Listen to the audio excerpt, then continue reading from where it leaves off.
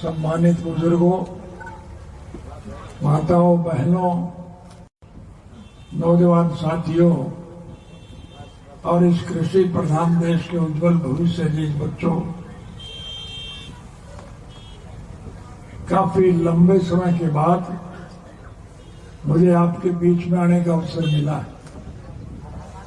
मैं तो गांव का आदमी हूं, खेत से जुड़ा हुआ हूं,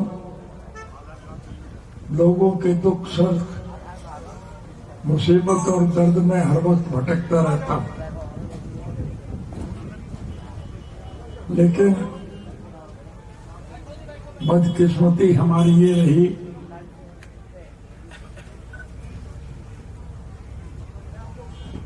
कि हरियाणा प्रदेश में एक निकम्मी, भ्रष्ट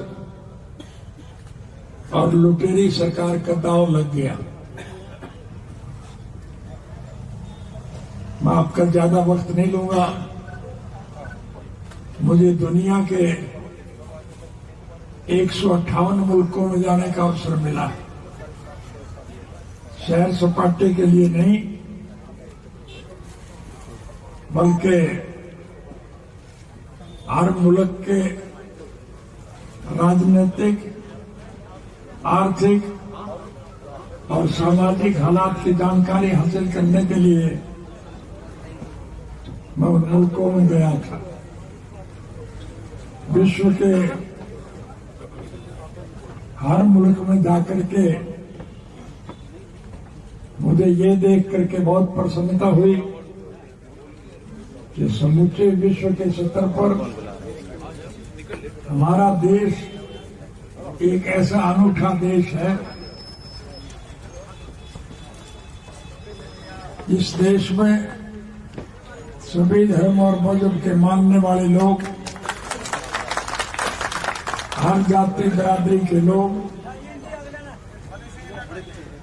हिंदू, मुसलमान, सिख, ईसाई, चमार, धाणक, वाल्मीकि, रेगर, खटेक, खाती, कुम्हार, लुहार, सुनार, बनिहार, नाई, तेली, धोबी, मोचे, ब्राह्मण, बनिया, व्यापारी, कर्मचारी, कारखानेदार और मजदूर, किसान और कमेरा,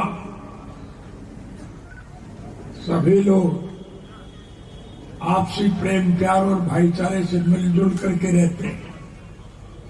हम सब लोग अपने तीज त्योहार, होली, दिवाली, ईद और क्रिसमस सब मिल करके मनाते हैं। बहुत प्रसन्नता होती है हमें। लेकिन दुर्भाग्य देश का ये रहा कि कुछ स्वार्थी किस्म के लोगों ने अपने स्वार्थ की पूर्ति के लिए, इस देश की दौलत को लूटने के लिए जात पात का जहर फैलाने का काम किया और उसका निखिल प्रोग्राम ये निकला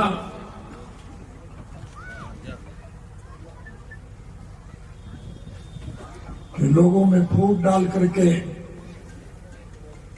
कुछ लुटेरे वर्ग के लोगों के हाथ में हुकूमत आ गई। उन्हें देश से कोई सरोकार नहीं, जनता से कोई प्यार नहीं, वो तो केवल पैसा लूटने पर लगे और इस प्रकार के कानून बनाते हैं देश का पैसा मुट्ठी भर बड़े औद्योगिक घराने, बिड़ला, टाटा, डालमिया, बांगड़, थापड़, किर्लोस्कर और मोदी, अंबानी और अडानी टाइप के लोगों के पास चला जाता है। आज इस कृषि प्रधान देश का कमेरा बहुत दुखी और परेशान है। समूचे विश्व के स्तर पर हमारा देश एक ऐसा देश है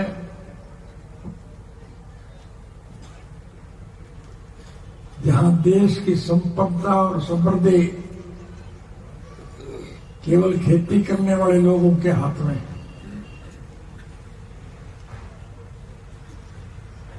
हमने वो वक्त भी देखा है जब हमारा देश दुनिया के दूसरे गरीब मुल्कों की आर्थिक मदद किया करता था, लेकिन बदकिस्मती देश की यह है कि आज भारतवर्ष पर करोड़ का कर्जा। हरियाणा प्रदेश की मिसाल मैं आपको देना चाहूंगा। हमारे प्रदेश में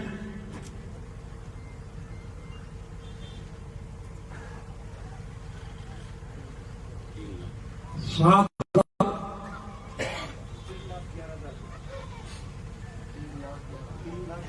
3,11,000 और 777,000 करोड़ रुपए का कर्जा है। सरकारी कर्मचारियों की तनख्वाह देने के लिए भी हमें कर्ज लेना पड़ता है। जो बच्चा पैदा होगा वो अपने सर के ऊपर 11,000 करोड़ का कर्जा लेकर के पैदा होगा। प्रेस के भाई भी बैठे होंगे, मैं उनसे भी कहूंगा और आपसे भी कह रहा हूं कि वो लुटेरे लोग चुनाव घोषित होने के बाद आपके पास वोट मांगने के लिए आएंगे। तुमसे एक ही सवाल पूछना, ये कर्जा किस बात का है? विकास के नाम पर कहीं एक ईंट नहीं लगी। जो सड़कें हमारे वक्त में बनी थी वो टूट गई, उनकी मरम्मत नहीं हो रही है। स्कूलों में मास्टर नहीं है, स्कूलों की बिल्डिंग टूटती जा रही है। अस्पतालों में दवाई और डॉक्टर नहीं।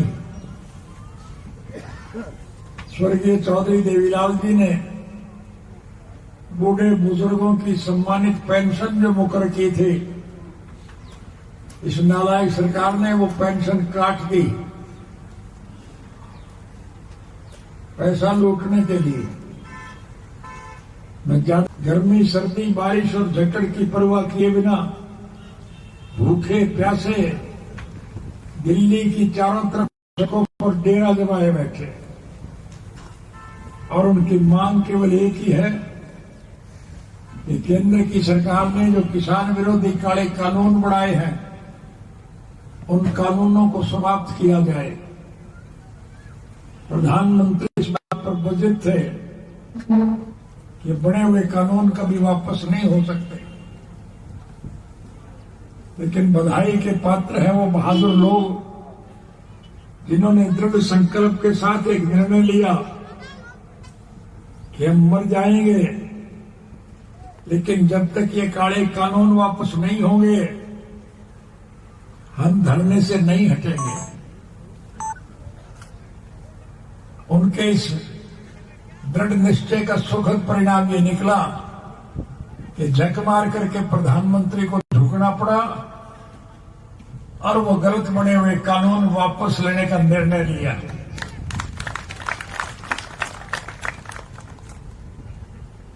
संगठन में बहुत बड़ी शक्ति है। मैंने धरने पर बैठे हुए लोगों में देखा कि वहां सभी धर्म और मजहब के सभी जाति के लोग बैठे हुए हैं, और उन्होंने ये निर्णय लिया है कि इस लुटेरी सरकार का अंत करना है। मैं दूर की बात नहीं करूंगा, आपने फतेहाबाद की रैली में देखा होगा कि लाखों की संख्या में आप लोग वहां उपस्थित थे, और मंच के ऊपर विभिन्न राजनीतिक पार्टियों के विपक्ष के नेता बैठे हुए थे। उन नेताओं ने जब लाखों की संख्या में आपको बैठे देखा तो उनका हौसला बढ़ा और उन्होंने एक निर्णय लिया कि अब हम सब इकट्ठे होकर के एक निर्णायक लड़ाई लड़के इस कुशासन का अंत करेंगे। संगठन में बहुत बड़ी ताकत होती है।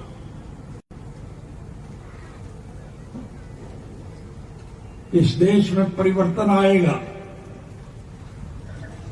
सभी राजनीतिक दलों के लोग इकट्ठे होंगे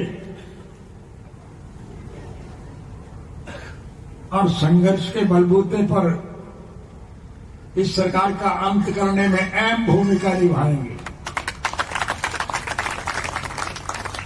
मैं कोई ज्योतिषी और नजूमी नहीं हूं, लेकिन देश के हालात को देख करके मैं कह सकता हूं कि सत्ता में परिवर्तन आएगा तो मेरे इस देश के राजभाग के मालिक होंगे और लुटेरे जेल की सलाखों के पीछे बंद किए जाएंगे।